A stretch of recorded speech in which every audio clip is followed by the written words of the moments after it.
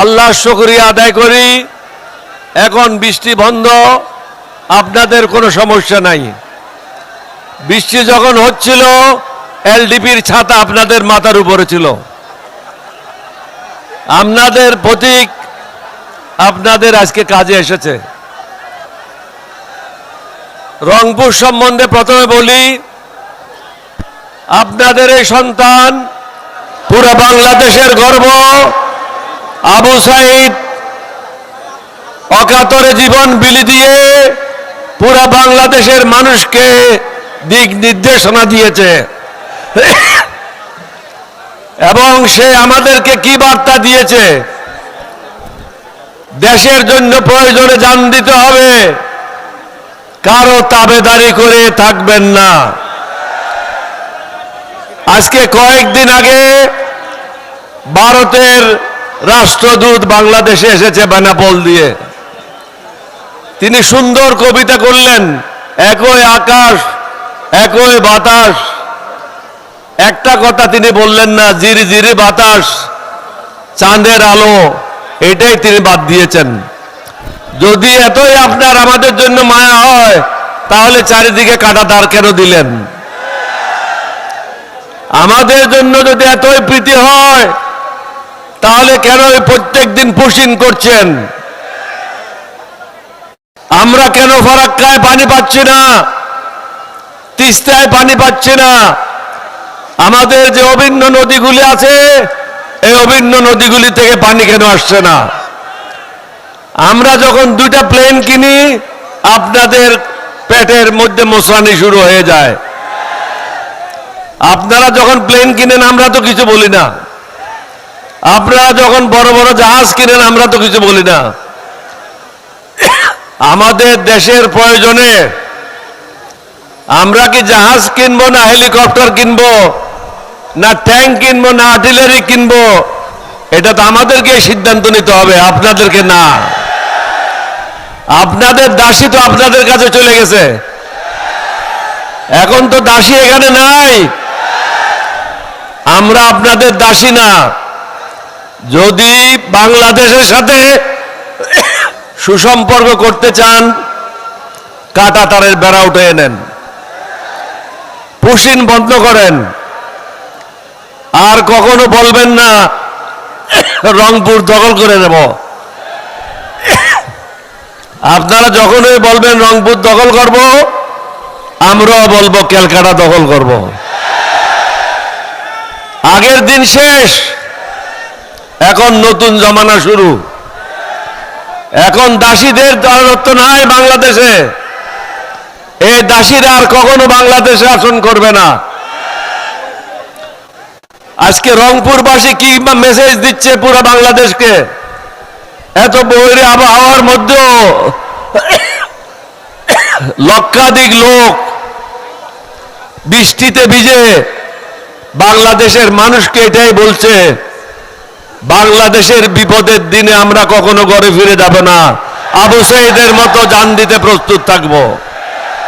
আপনারা মনে করছেন বাংলাদেশ সেনাবাহিনী বোধহয় 2 লাখ বা 2.5 লাখ।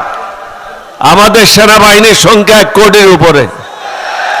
এই যুবকেরা যারা এখানে মাঠে আছে, তারা সবাই বন্দুক হাতে নিয়ে যুদ্ধ করবে।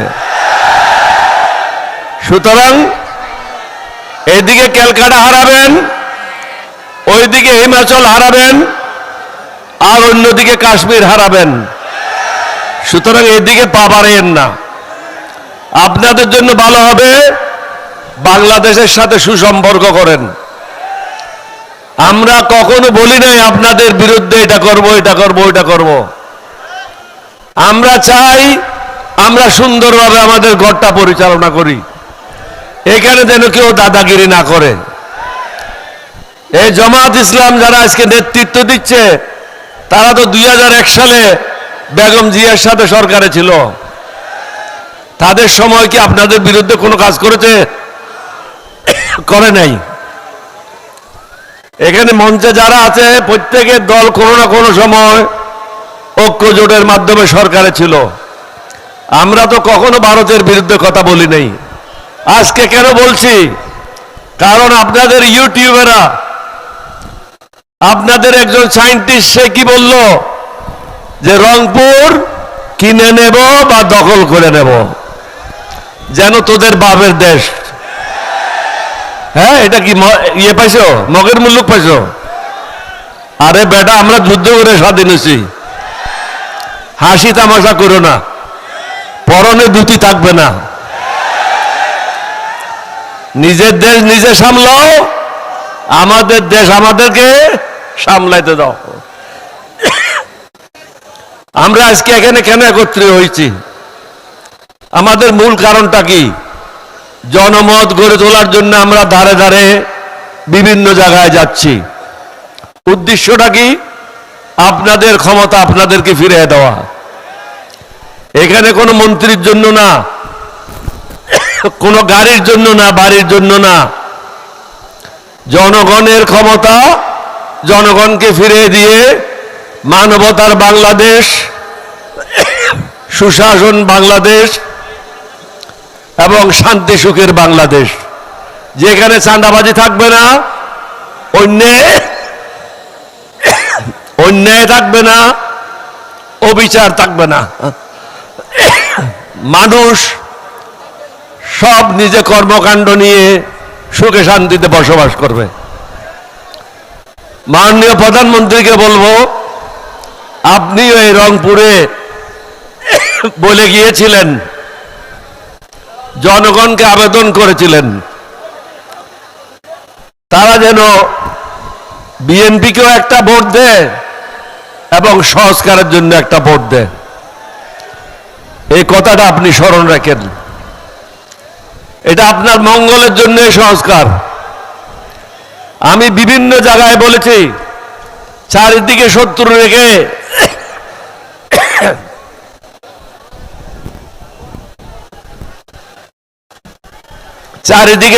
রেখে আপনি দেশ পরিচালনা করতে পারবেন না।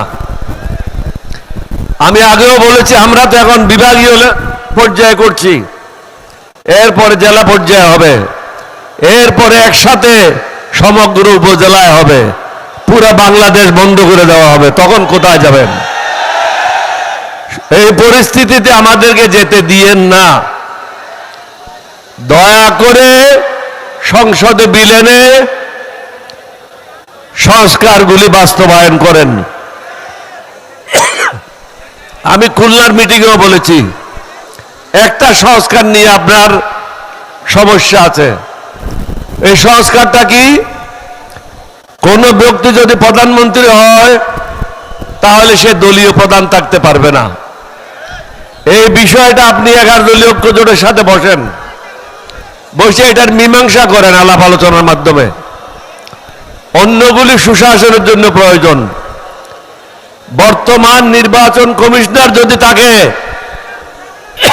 বর্তমান নির্বাচন কমিশনের সদস্যরা যদি থাকে, তাদের অধীনে স্থানীয় সরকার নির্বাচন কখনো সুষ্ঠু হবে না, এবং আমরা এটাতে হয়তো অংশগ্রহণ করবই না।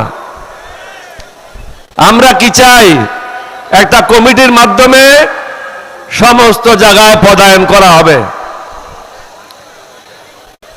হাইকোর্ট হোক, সুপ্রিম কোর্ট হোক, একজন রাষ্ট্রদূত হোক, পাবলিক সার্ভিস কমিশন হোক, দুদক হোক, নির্বাচন কমিশন হোক, অর্থাৎ সংবিধানের যে সমস্ত পদগুলি আছে সমস্ত পদগুলিতে একটা কমিটির মাধ্যমে যাচাই বাছাই করে পদায়ন করা হবে। আমরা তো আমাদের জন্য কিছু বলছি না। আজকে আপনি ক্ষমতায় আছেন, কালকে বিরোধী দলে আসবেন, তখন আপনার অবস্থা কি হবে? সুতরাং ভেবে চিন্তে কাজ করেন।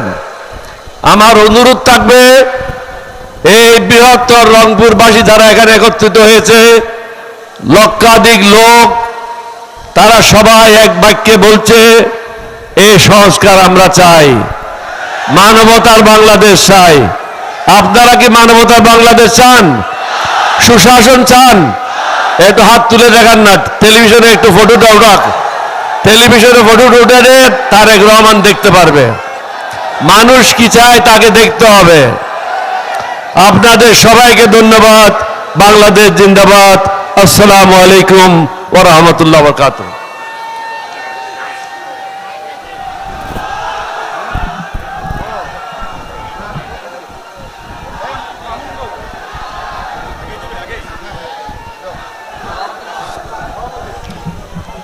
এই পর্যায়ে বক্তব্য রাখবেন 24-এর ছাত্র জনতার